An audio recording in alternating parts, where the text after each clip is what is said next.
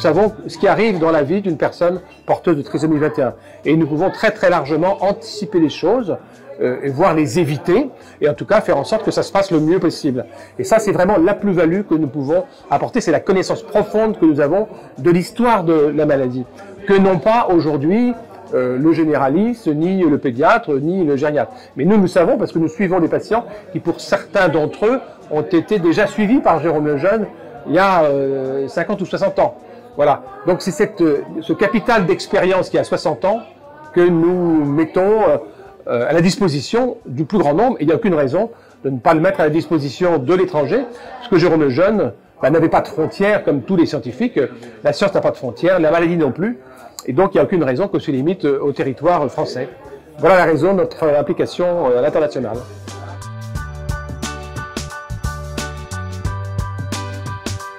Alors la Fondation Argentine date d'il y a 2 ans et demi maintenant.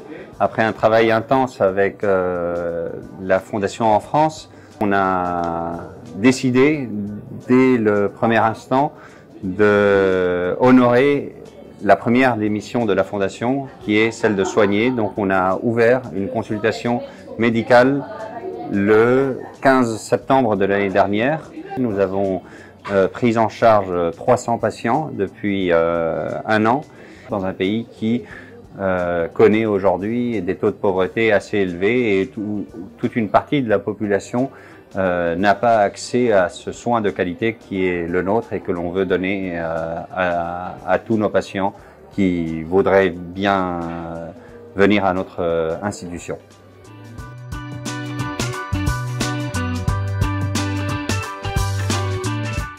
Le master de bioéthique Jérôme Lejeune a été créé en 2012 par la chaire de bioéthique Jérôme Lejeune qui a son siège à Madrid.